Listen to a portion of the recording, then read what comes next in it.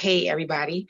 I am Shaye. I'm 36 years old, and I am the mother of 5 girls, two of which are twins.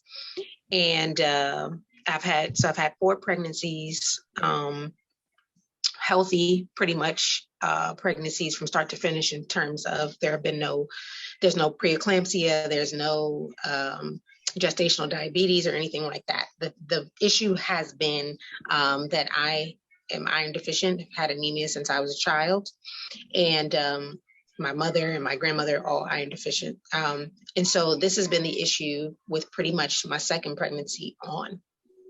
And it was something that I was kind of unaware of. And after my twins, I pretty much almost died because I needed a blood transfusion, but being headstrong, refused a blood transfusion, and opted for IV iron intravenously.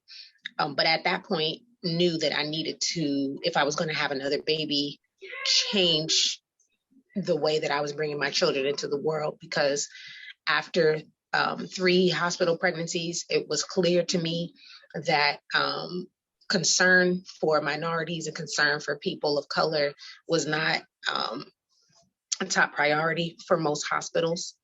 And so after, I had received stitches after my second pregnancy that I could feel.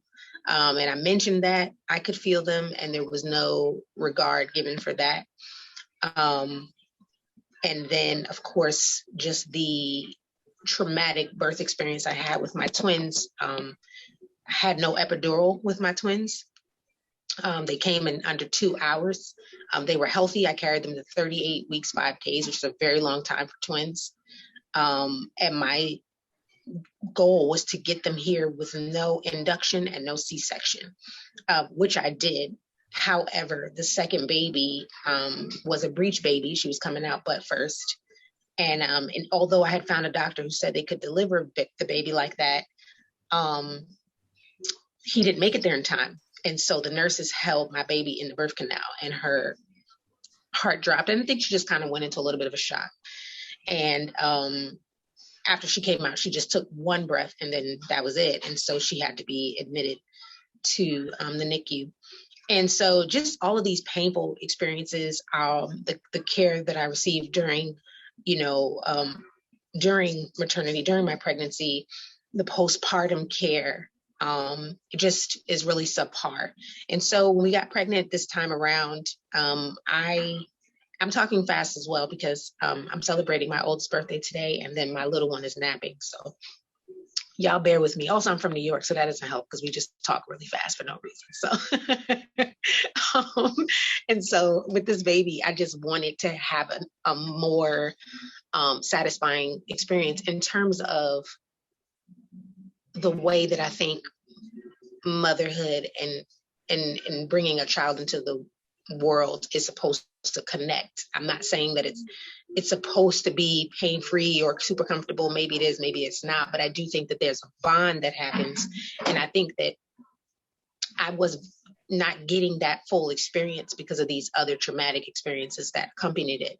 And I just wanted to be selfish. I wanted to have just that. I didn't want trauma during my birth experience. And I felt like that was my right, and I wanted to be able to also share this moment with my husband, because I feel like he was left out of these situations when you have staff that is always, interfering and kind of just coming in and checking. The husband just kind of gets in where he can fit in. And so I wanted him to have the bond with the baby as well. And so I'm not sure if you're familiar with the state of North Carolina and their laws, but you're not supposed to have a baby at home in this state. But at this point, I just kind of felt like, obviously, North Carolina doesn't know what they're doing. They've proven that on several occasions. And so I'm just going to go ahead and do what I plan to do.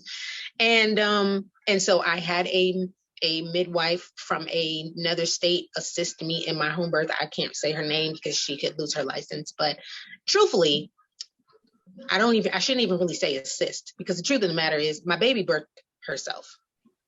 My body ejected the baby on its own, and the baby came out. So somebody just, did the bank cut the cord? I mean, I technically, you guys kind of just supervised, or what did you say? Medically observed. I love when you use that. Yeah, that term. Y'all just medically observed the process, truthfully. And of course, made sure my child was okay.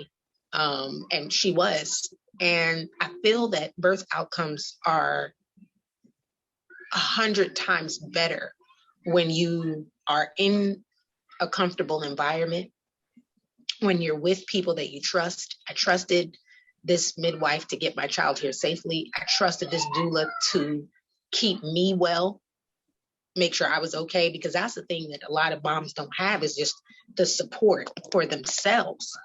And it's like the midwife is for the baby, the doula is for me.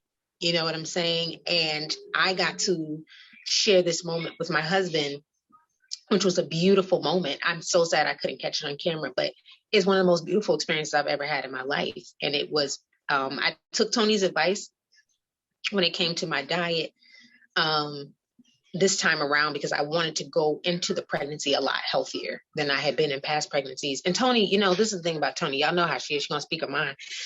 And you know, you just got to go with it. I just be like, Tony, I don't want to do this.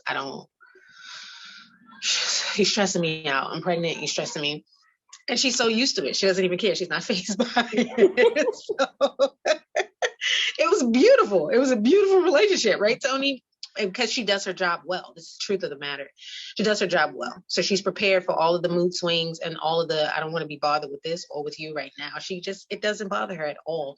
She's really good at her job. And I just learned to trust her even when I didn't agree, or just be like, no, I told her so many times, despite the fact that I was adamant about having a home birth, I was like, I might just go to the hospital and let them induce me. I don't care. Because, you know, you get to the point in your pregnancy where you're so tired of being pregnant, you just want the baby out. Like Rachel was saying, I just want this baby out. I don't care who takes the baby out. I don't care how the baby comes out. I want it done. And so she was kind of there to remind me of what I wanted, and, you know, how I went into this process and started it. And that helped me stick to my guns. So I was able to give birth to my child in 2 hours or less at home, 2 hours or less from start to finish. At home with no intervention, no need for an epidural. Although I have always, in my pregnancies, I've always just not had any expectation. I've always said, if I feel like it, I'll get an epidural. If I don't, I won't. I don't set, unrealistic expectations for myself. I discovered kind of by accident that I could give birth without an epidural because I was getting to the hospital too late. Had no choice. So, that's I don't, whoever gets an epidural, whatever you need to do to get your baby here, please do that.